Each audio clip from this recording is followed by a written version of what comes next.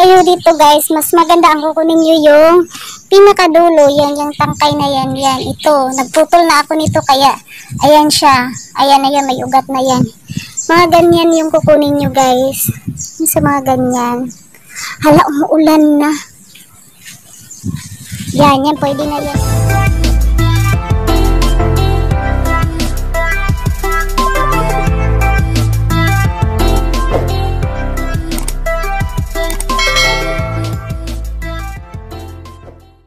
Hello everyone! Welcome back to our YouTube channel.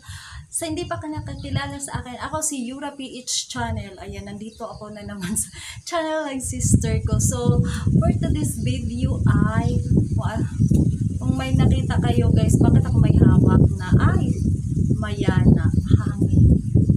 Yan. Yan nga yun ang ating ating papakita. Bibigyan ko kayo ng care tips guys, paano mag-alaga ng ng mayana. Ayan, bibigyan ko kayo ng care tips kung paano ko sila inalagaan, paano ako mag-propagate, kung anong fertilizer ang nilalagay ko nito. So, yan yung i-share ko sa inyo guys. So, marami akong mayana dito na siguro nasa 24 na yata ako din. Basta nandyan banda. So, ayan, mag-umpisa na tayo guys. Ipakita ko na sa inyo. Ito po yung mga mayana kong nakapaso guys. Tingnan nyo yung dahon niya. Ayan.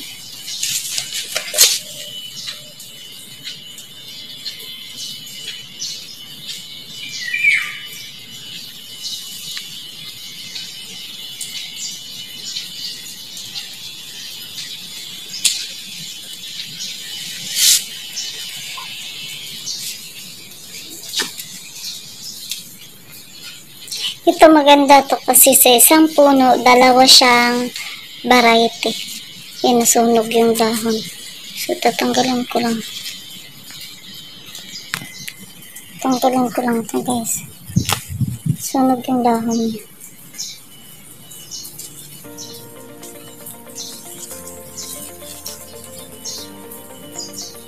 Lang ganda.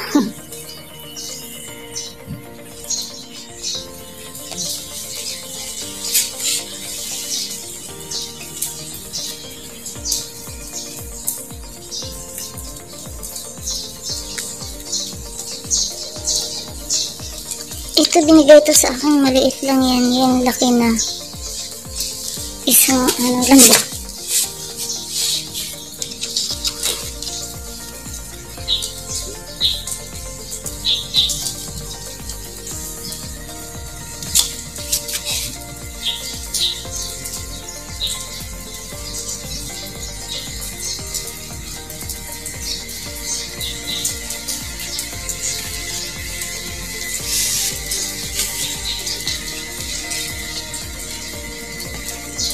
Ang cute ng dahon.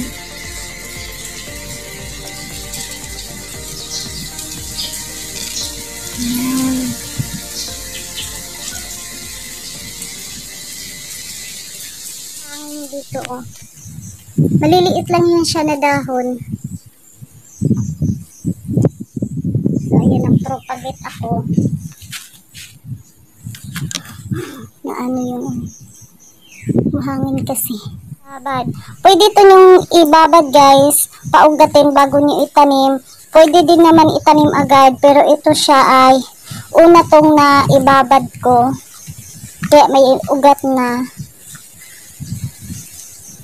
May ugat-ugat na siya. So ito pinat lang to, kaya itatanim ko na din to. Yan, ito sila ibigay lang. So ang presyo ng mayana guys, naglalaro siya sa dito sa Tagaytay ha, 40 to 50, meron din nagbibinta na 100. So, wag kayo guys bumili ng kasi ang presyo lang talaga, hindi kayo ng tawad kasi ang presyo lang talaga yan ay naglalaro lang talaga yan sa 40 to 50, yan yung price. Kayo dito guys, mas maganda ang kukunin nyo yung pinakadulo, yan, yung tangkay na yan, yan, ito, nagputol na ako nito kaya, ayan siya, ayan na yan, may ugat na yan. Mga ganyan yung kukunin nyo guys. Yung sa mga ganyan. Hala, umuulan na. Yan, pwede na yan umuulan init. Maglalagay sana ako ng fertilizer. So, ganun, explain ko na lang sa inyo, guys. Urea ang gamit ko nito. Tapos, saboy nyo lang siya. Pagkatapos saboy nyo, diligan nyo siya agad. Kasi, pagpabayaan nyo lang siya, ko, guys. Ayan, bago pa lang yan tanim ko. So, wala pa yung isang linggo. Ayan, may ugat na siya. 4 na araw na pala yan. Yan, nagtatanim kasi ako kasi may pagbibigyan ako, guys. Ito yung gamit kong fertilizer, guys. Tapos, teka lang ha, ayan. Tapos, sasaboy ko lang yan siya dyan. Walang umuulan. Sasaboy ko lang siya dyan. Tapos, lagyan nyo buhusan nyo ng tubig.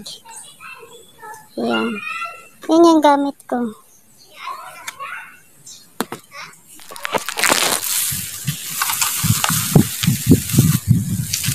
Ito yung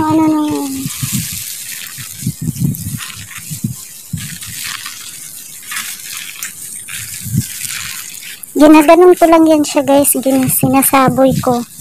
Pagkatapos nito ay huwag kayo maglalagay ng ganito pag init, ha. Kaya ako naglalagay nito kasi umuulan ngayon.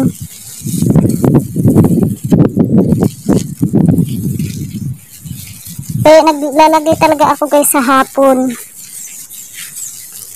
Kasi sinamantala ko na siya kasi umuulan. Pagkatapos nito basain. Pero ngayon ay makulingling kasi siya. Tapos lang yung ulan niya kaya kailangan ko siyang basain. Kasi baka hindi enough yung ulan niya. Baka hindi enough yung ulan na baka mamamatay siya. Yan yung nilalagay ko, guys, sa ko. Kaya mataba siya. Tapos yung tawag niyan, yung lupa naman, hinahaluan ko talaga yan siya ng ipa. Mas maganda, guys, haluan nyo ng ipa yung lupa nyo.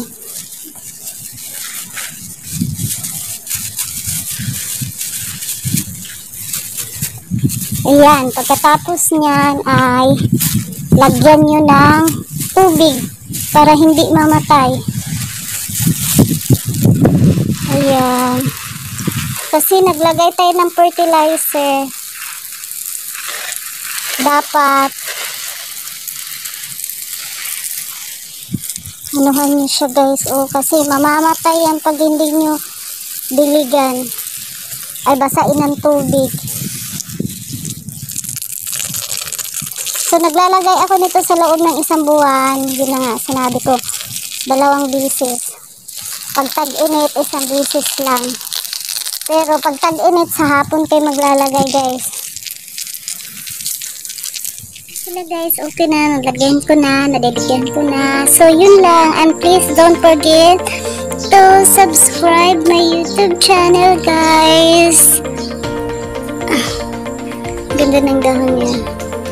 Bye-bye!